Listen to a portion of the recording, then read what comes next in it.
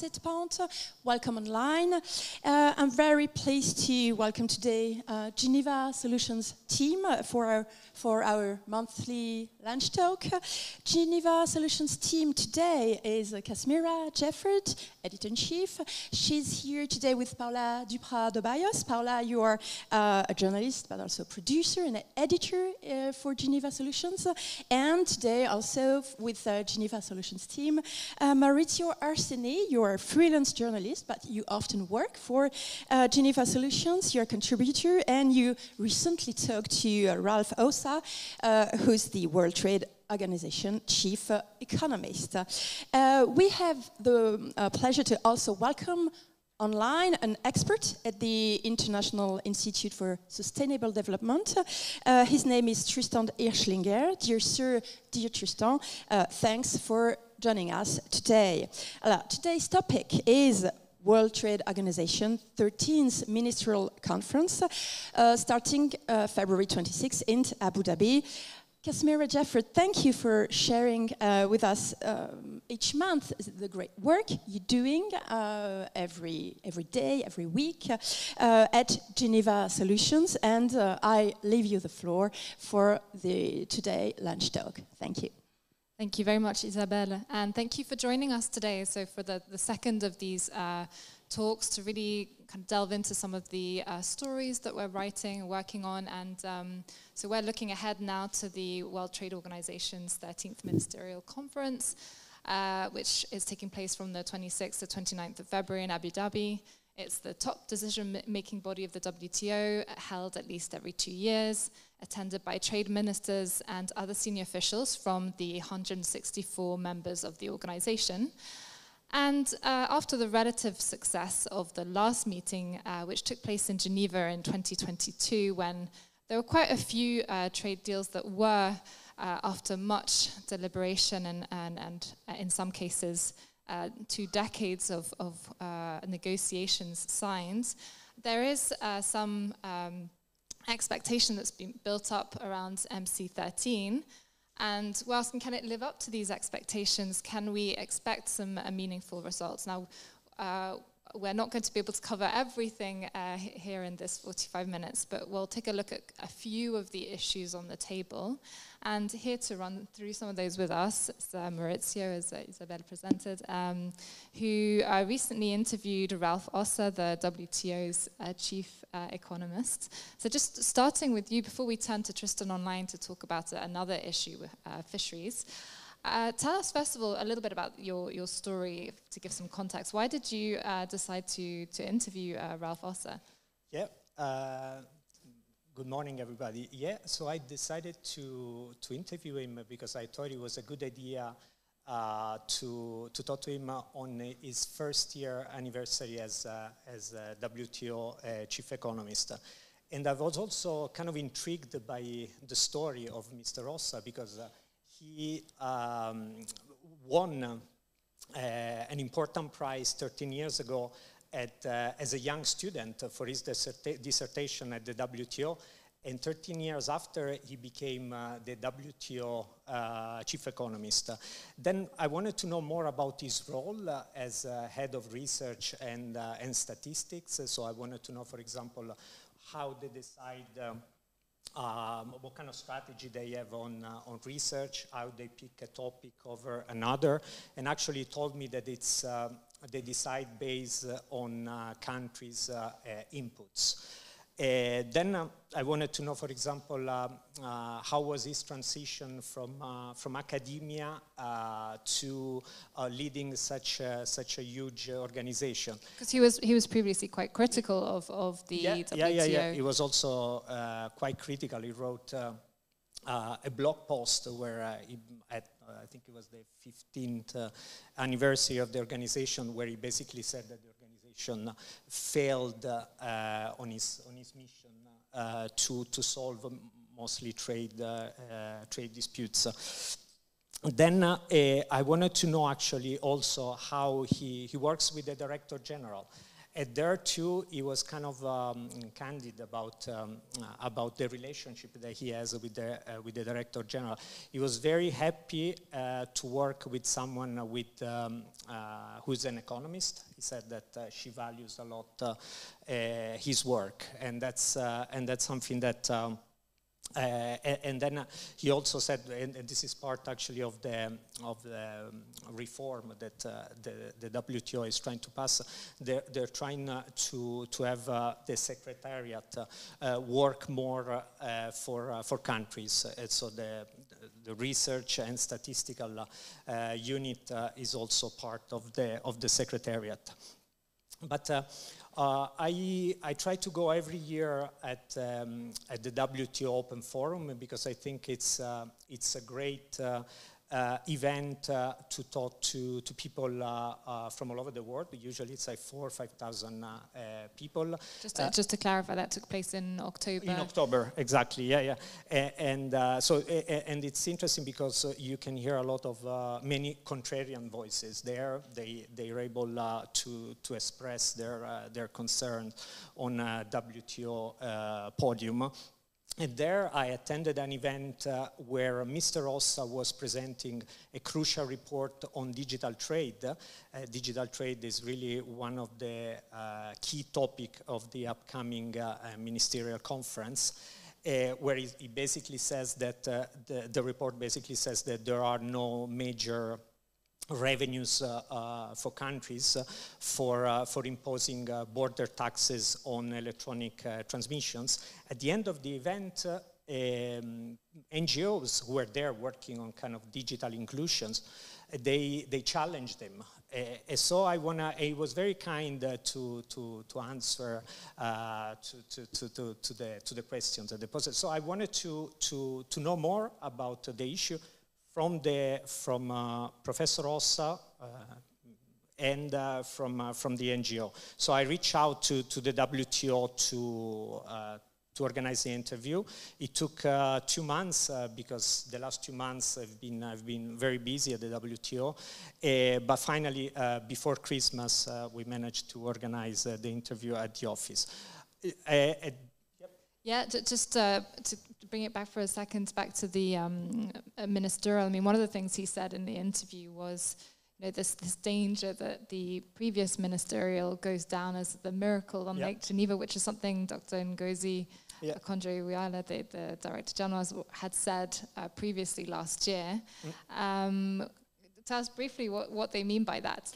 Yeah, I mean, Dr. Rossa Professor Rossa was very cautious about making predictions, but it kind of, from what he said, I kind of got some hints about the topic that could really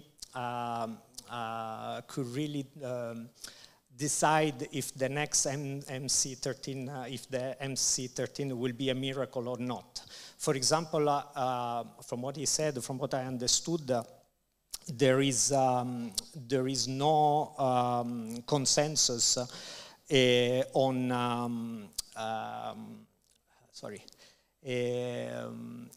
there is the WTO is really pushing hard actually to have most of the negotiations concluded here in Geneva.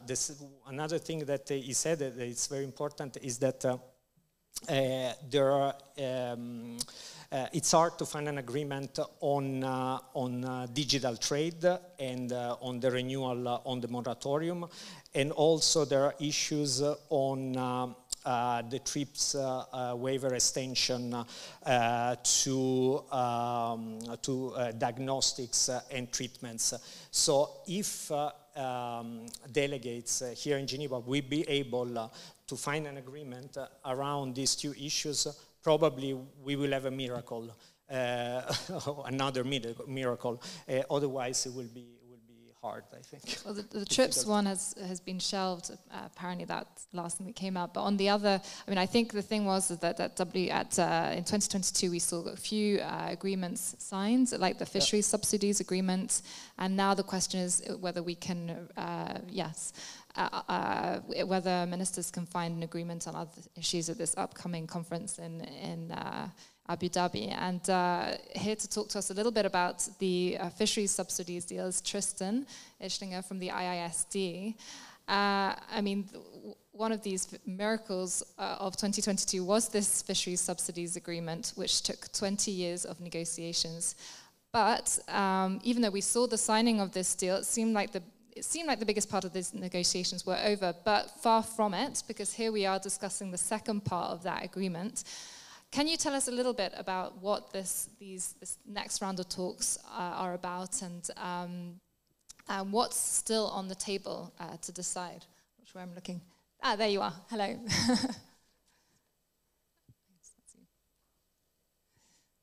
Thanks a lot, Kazmira. First, can you hear me properly? Yes, we can hear you. That's wonderful. I mean, that's a very good question, and as you highlighted, the WTO agreement on fisheries subsidies was long anticipated and hoped for, so more than 20 years of negotiations, and so what's important to understand first is what has been concluded and how what we are negotiating now, what members of the WTO are negotiating now, is different from what has been concluded, right? So one way to see that is to consider that the WTO agreement on fisheries subsidies, first is a major achievement, because it's the first WTO agreement to focus on sustainability as an objective. It's the second multilateral deal in the organization's history, so that's really a significant success. But in terms of the substance, what it does with the disciplines it establishes on fisheries subsidies is that it really deals with what we could call the most alarming situations, right? The situations where the level of harmfulness or the level of risk associated with fisheries subsidies is the most unequivocal, right? So really, those red light situations where it's clear we have a problem. So these are when fishing is illegal, right, and doesn't follow the rules that are meant to ensure sustainable exploitation. But also when fish stocks are at very low level of biomass, so there is there is too few fish left in the sea for this to be sustainable, and also when there is absolutely no rule to manage those fish stocks. So those are three types of situations in which now, following this agreement, it will be prohibited to provide subsidies once the agreement enters into force. But so it's not into force, right? So first, it will need to be ratified by 110 WTO members to enter into force and to become enforceable. And we are roughly at half of that at the moment. So we have 55 ratifications, and we need another 55 for this first agreement to enter into force. And sorry, just to add to that, I mean, we're still missing some key countries like India, who've yet to ratify the agreement as well, which we're looking forward to this year as a big fishing nation. Yes, that's absolutely right.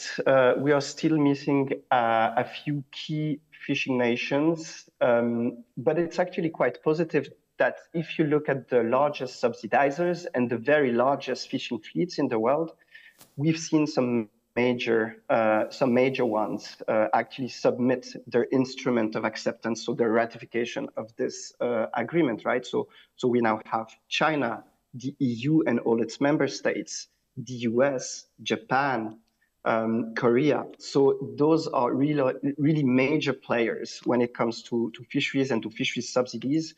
And it's a positive thing to see so many of them having ratified. But now, as you highlighted, we are still missing some important ones, and overall we are still missing 55 for the agreement to enter into force.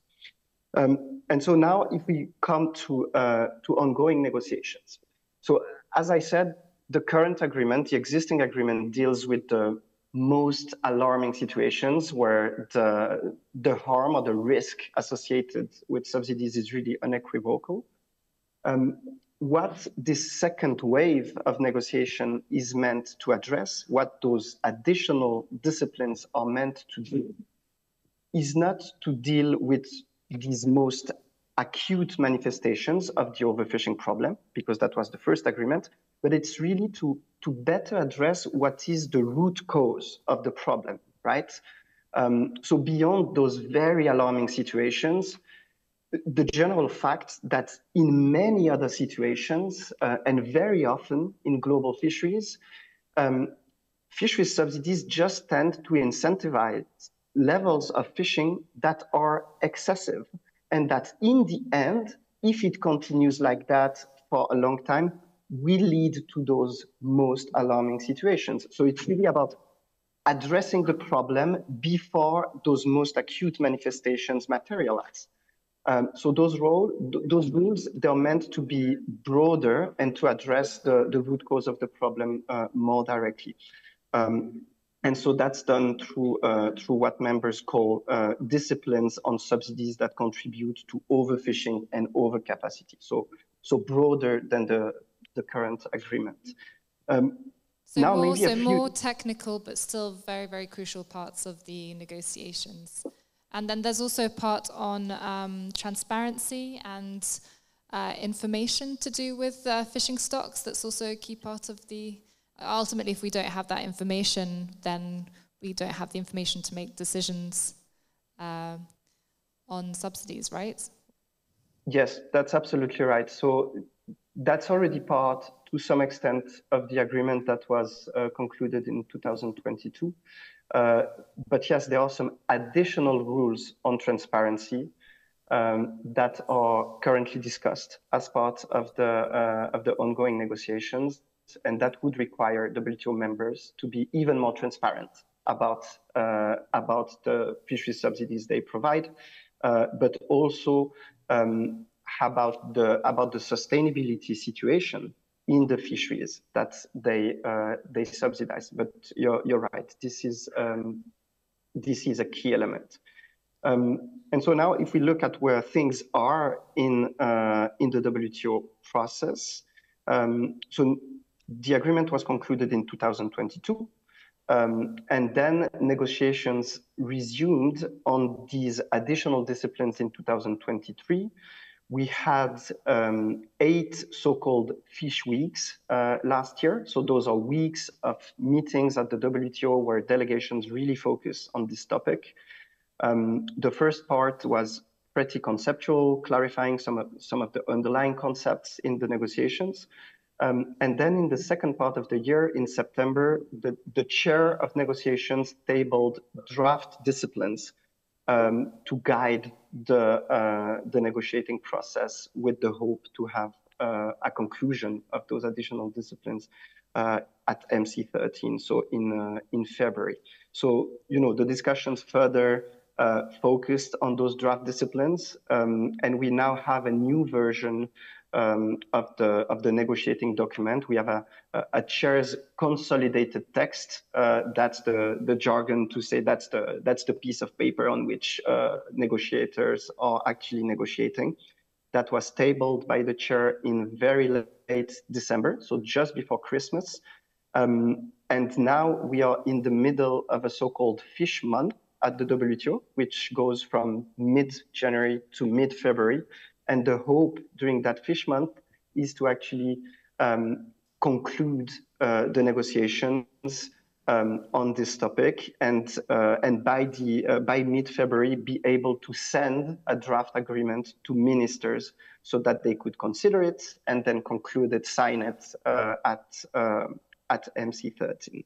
And how hopeful are you of them finalizing this text and for the text to be adopted at MC13? And the second part of that question, and I have to squeeze another one in there, is how important is that finalizing of the text to the overall success of MC13? If it isn't agreed on, will we walk away from it saying, well, that was a major key pillar of this year's conference, and therefore a disappointment? Yeah, two very good questions. Let me start with the second one. I think concluding fish, so concluding the additional rules on fishery subsidies, will be quite important for the success of MC13, because I think that's our best chance to have an actual multilateral negotiated outcome in the form of new rules at MC13. It was clear from some of the interventions by the WTO DG last year, in which she was highlighting priorities ahead of MC13. And I was struck once because she highlighted three priorities, two of which were about fisheries subsidies, right? One of them was to have entry into force of the current agreement, and the other one was obviously conclusion of additional rules. So 2 out of 3 priorities, at least at that time, were focused on fish in the DG's words. Now, how hopeful I am that these negotiations will be concluded, and as you probably have guessed, it's very difficult to look in the crystal ball and see what's going to happen.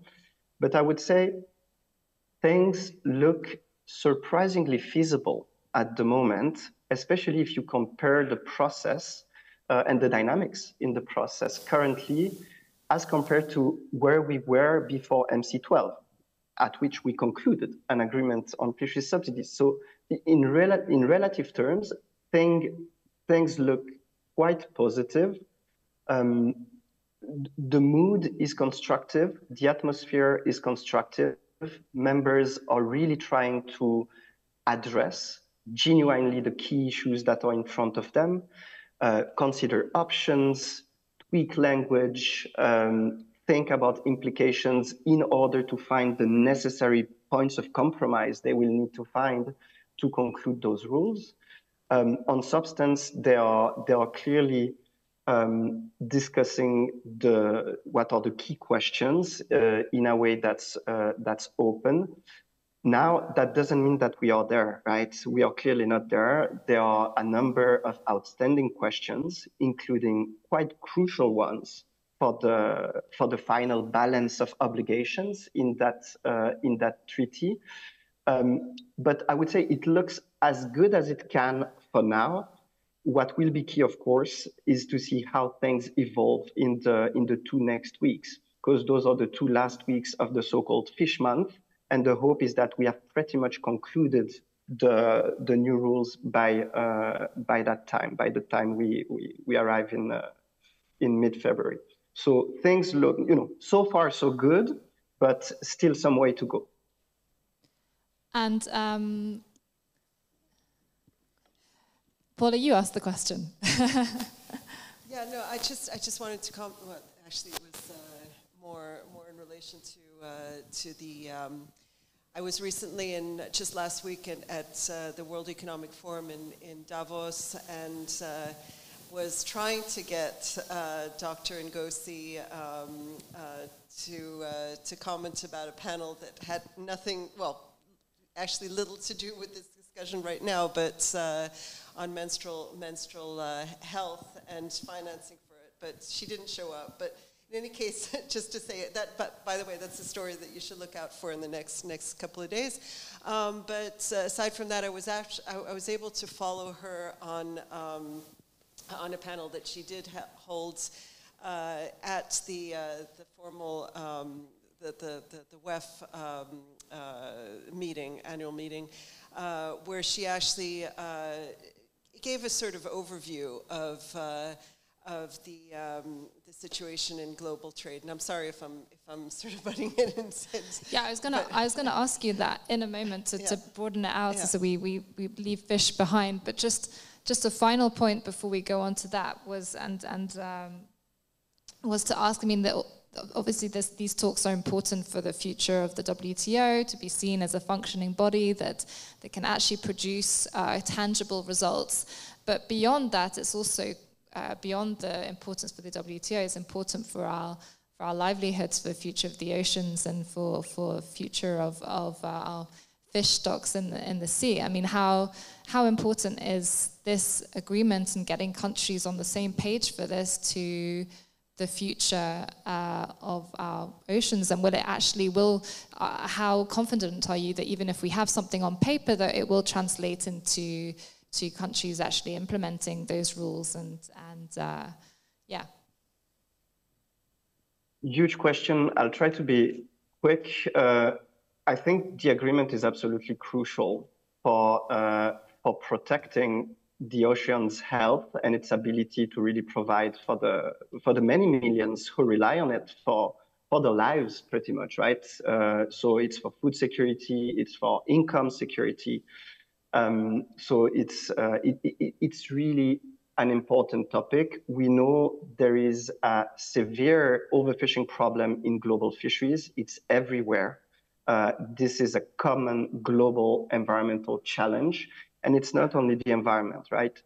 People are suffering the consequences when you don't have enough fish, when you fish unsustainably, and then that has negative impacts on their, food security, their income, their jobs, and their livelihoods. So it's crucial. We have a huge overfishing problem, and we know global subsidies are one of the main drivers, if not the main driver, of global overfishing.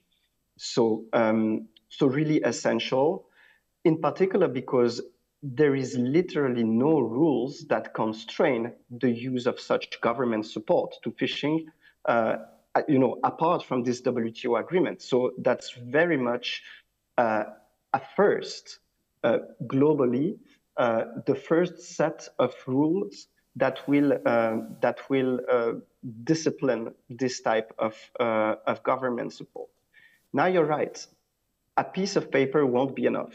And all we have at the moment is a piece of paper that's not even in force, right? The existing agreement. Nonetheless, we have seen already WTO members starting to really, get their domestic process in motion at the national level to think about what those rules mean, what they will need to change, and what will need to be reformed as a consequence of this agreement. And so IISD, our organization, has developed, for example, a self-assessment tool that allows members to really do that diagnosis. What will we need to change domestically? What will we need to reform, as a result of this agreement? And this tool is already being used by a number of members. We know that because we are helping them to use it. So yes, it will be absolutely crucial to implement the agreement. Some members have already started to think very seriously about that, but it's not done, right? It will be a long and ongoing effort, and we are only at the beginning. Thank you very much, Tristan. Thank you. And you talked there about the importance of also for people's livelihoods. Turning back to the WEF and some of the discussions that you were partaking in, one of them was on just transition, but we'll talk about that perhaps in a second. But let's go back to more broadly some of the comments you were hearing Dr. Ngozi saying on global trade. Yeah, so Dr. Ngozi was everywhere, one could say, at WEF. I mean, she was super busy attending, speaking at various panels. And one of those panels was on the issue of recovery, trade recovery, where she was saying that basically without trade recovery, where people are quite concerned given number of constraints right now, you can't have economic recovery. She did mention issues like tensions with China, the recent attacks on the Red Sea, and the deviation of ships around around Africa, and then also the impact of climate on shipping, as we have seen in the Panama Canal, where the levels of water in the canal have been so low that it's sort of delayed ships going through that other major shipping route. So, I mean, she did say that with regard to trade, that whilst there had been a trend in the last couple of years, downward trend regarding trade, that she projected that in spite of all these constraints that we might see trade picking up again in the coming year. She said that she did speak about optimistically about a number of sectors, services, digitally delivered trade, as well as green trade, having been on the rise. She said that within the context of these negotiations, that there are also negotiations going on an investment facilitation agreement involving 110 countries. And she was saying also that there's, whilst we have been seeing a reshoring of production and perhaps less trade in various areas, that this could be seen as a good thing on the one hand, but then on the other hand, that one has to be wary of when going down a sort of slippery slope, as countries still rely on trade for various social services, education, and so forth. So, yeah. Lots of topics that countries and trade ministers will be picking up in Abu Dhabi. One of the big issues, turning back to your story and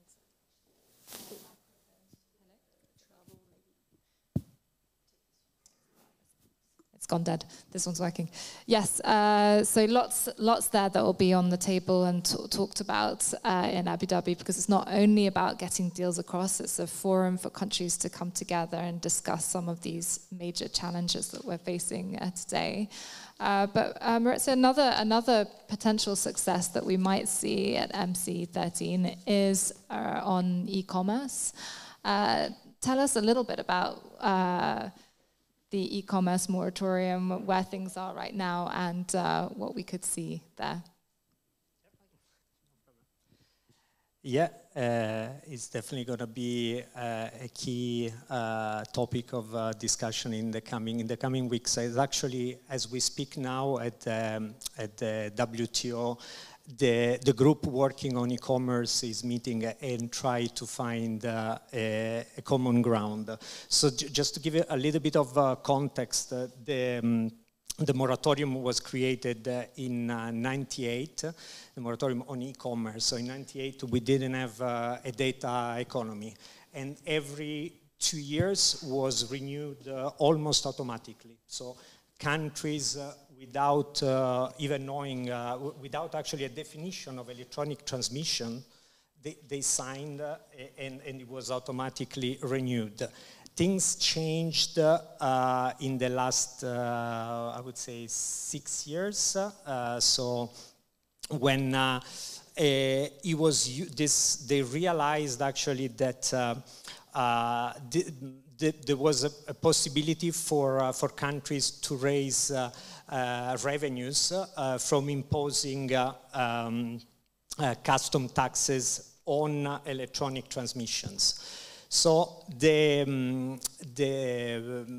where we are now. So now at the WTO there are 2 tables of discussions.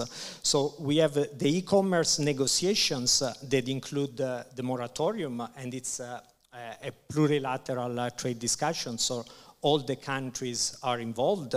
And then we have a kind of a club of kind of a subgroup, and that's the joint statement initiative, club of 70 countries. So what could happen, I would say... Sorry, just to correct, that one's the plurilateral one, the multi... Yeah, exactly, yeah. So we may face a scenario in a month and a half where we will not have an agreement on the e-commerce negotiations. So the moratorium will be dropped. While these 70 countries that are part of the Joint State Initiative, and they're actually in a very advanced phase of negotiation, and they're very optimistic about reaching a deal, could continue on the moratorium. And this will cause really a digital divide, because most of these 70 countries are from the global north. There is also another issue. According to some scholars and also a few NGOs, there is the joint statement initiatives are almost, they're not legally sound. And they're actually, I spoke to people who are familiar with the negotiation, who are very critical of this sort of mechanisms. They think that it's actually something that could kill the WTO if the WTO keeps pushing and endorsing this kind of initiatives. Then we can look a little bit at the two different groups of countries or economic interests that are kind of supporting the moratorium or are against the moratorium. If we look, for example, at the International Chamber of Commerce, they are in a position paper that was published, in November, October. They actually advocating for a permanent moratorium. So that's, while if, I spoke also to NGOs that are working on digital inclusions, they think that there is a possibility to drop the moratorium to leave countries the policy space, because the argument that people in favor of keeping the moratorium, the argument they have is that then we're going to tax. Are you going to tax my email? Are you going to tax any kind of digital, any kind of data? And the NGOs are saying that they really they are helping countries to understand that they actually, by dropping the moratorium, there will be finally the possibility to experiment.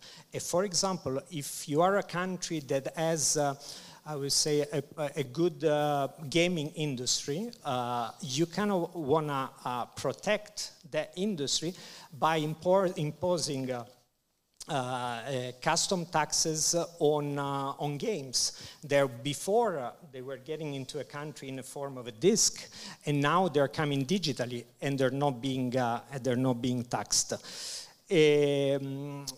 Going back again to the two discussions, and this is an important change that happened.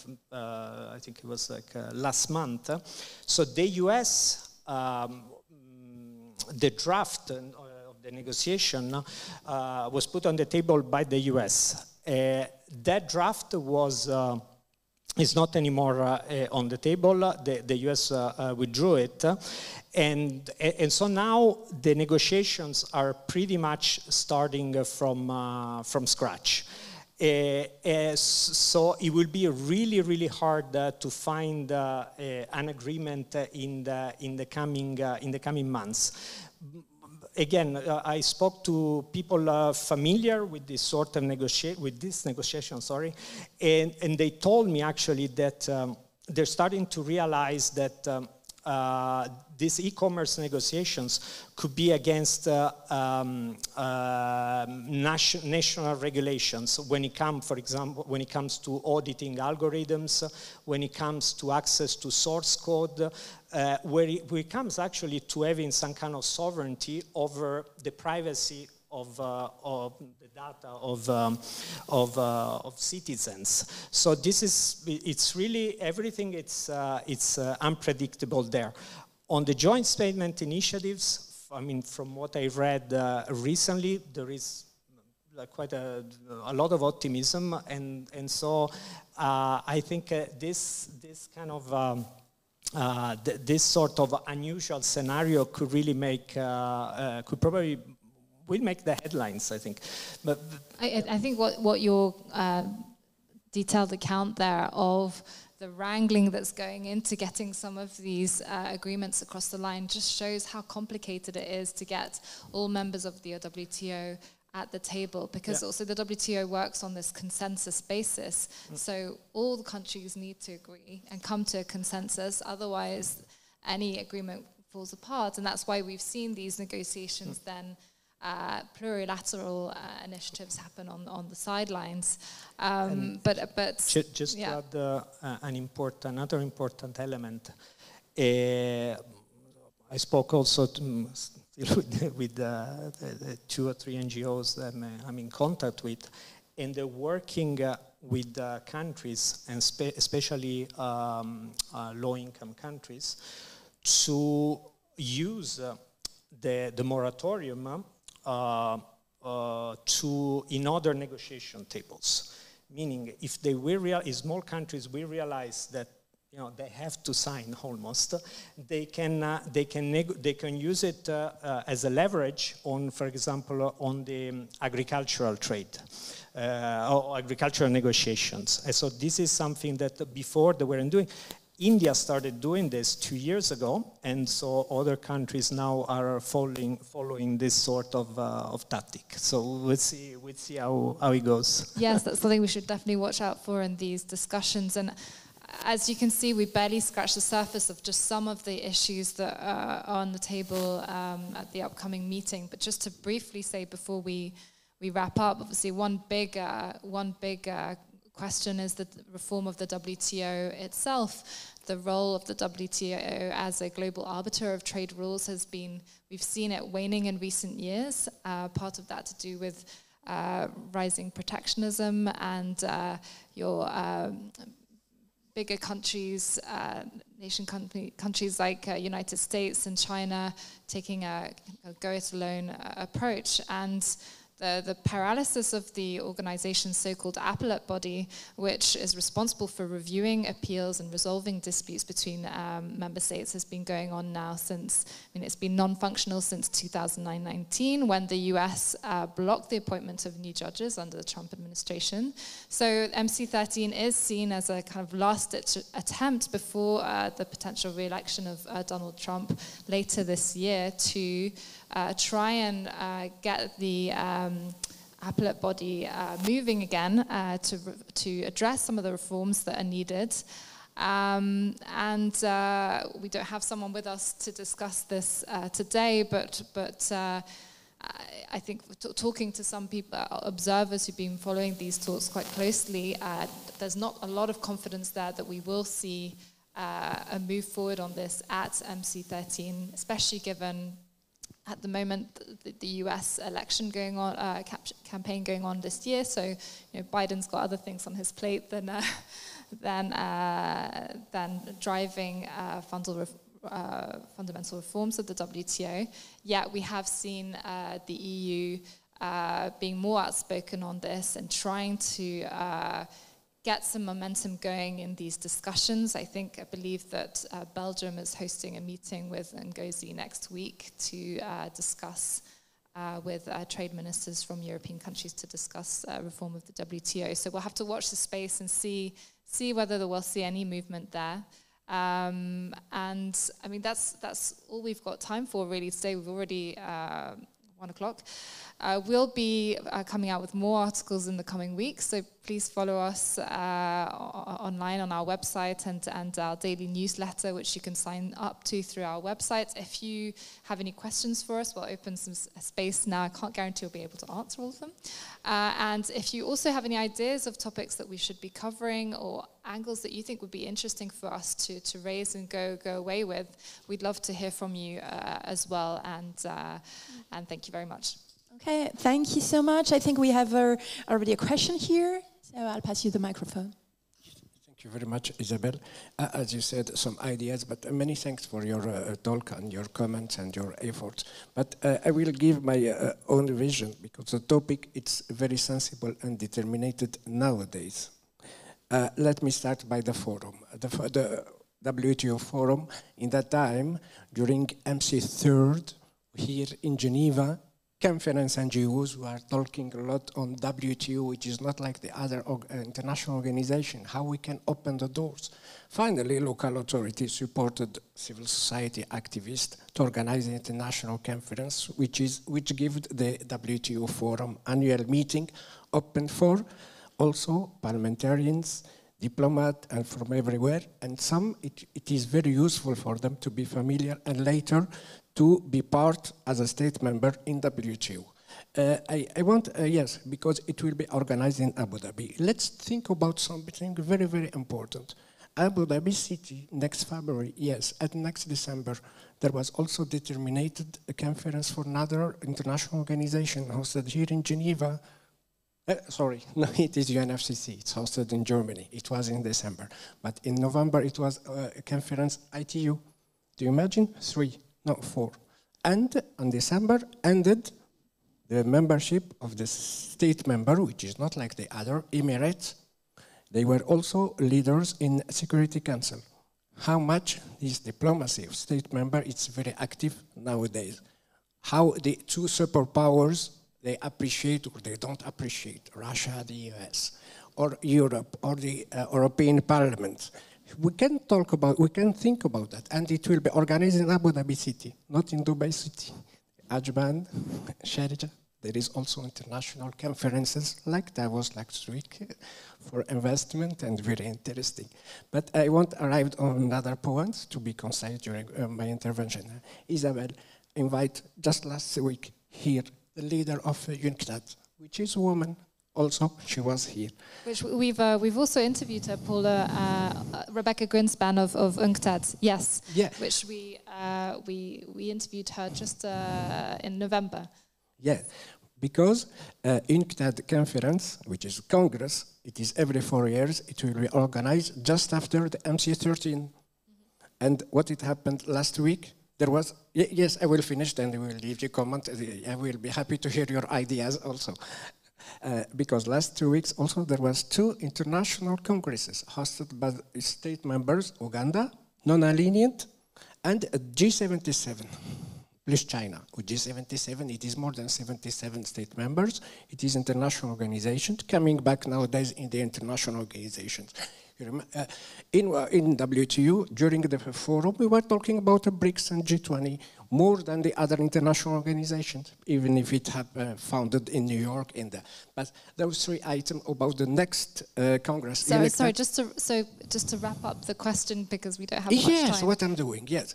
That next UNCTAD Congress, just after the MC13, which is determined also, yes, we will find the official accession for Comor and Timor-Leste. Do you imagine Timor-Leste will be members and the leader of the UN, the WTO committee, it used to be Portugal. Portugal, the former colonizer. It's a very interesting idea. That was item what I raised. There was 3, 4 international organizations meeting hosted by same state members, UNCTAD Congress, next Congress, and G77. What there is 3 or 4 anyway. Thank you. Casimira, do you want to comment? Well, thank you very much for your comments. I think, I'm not sure if I understood the question if there was a question, but I think,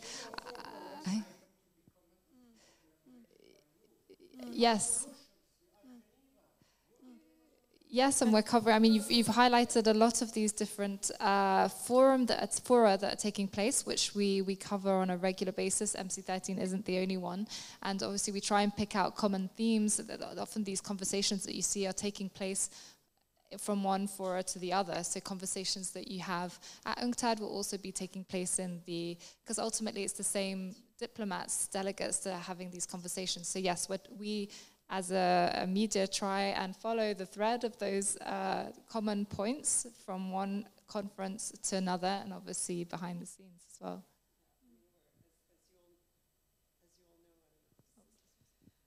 We're based here in Geneva. Occasionally, we are able to follow in person some of these conferences that are not taking place here. And I mean, you mentioned a couple of them, but I mean, we did have coverage from the COP28, and I'm not really sure that I understood what you were saying, but the when it comes to the hosting of these events, we have seen a number of events being hosted in the UAE recently. With reference to Davos, I mean, there was last year a big delegation of the UAE at the annual meeting, which was all about climate. This year, returning to Davos, it was a very, very different picture. It was all about AI. And the UAE that still had quite an important presence on the main street where a lot of the discussions are taking place inside events, didn't seem to acknowledge that perhaps, from their perspective and the perspective of the many of the people there, climate is perhaps a subject that was barely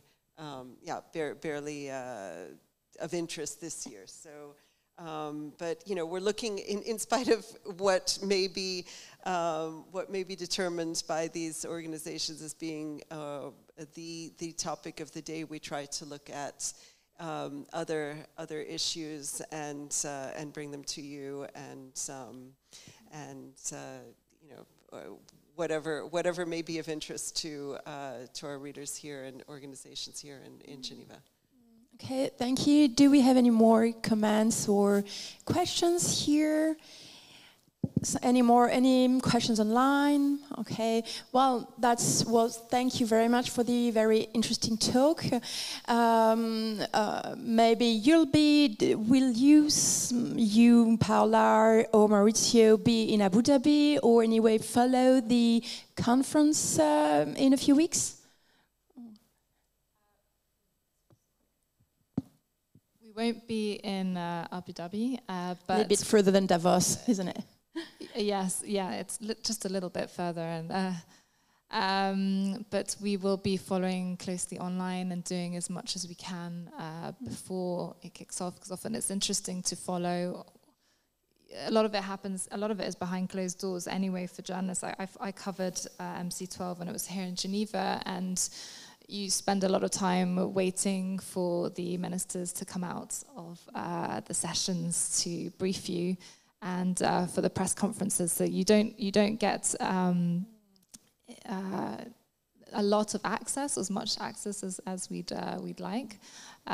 So those press conferences will be available for us online. I think the value that we can bring is trying to talk to people as much as possible before they head out as well, and obviously after, to get a debrief. Okay, well, thank you for the talk. Thank you for being here with us today. Thank you, Maurizio. Thank you, Paola, and thank you, Tristan, online. We enjoyed a lot you. Fish screen scene was perfect for today. So thank you again. We can, thank you for being here with us today, and see you next month here in Geneva Press Club. Thank you, and thank you, ladies and gentlemen, for being with us today. And bienvenue pour la suite autour d'un petit sandwich. Merci. Thank you very much.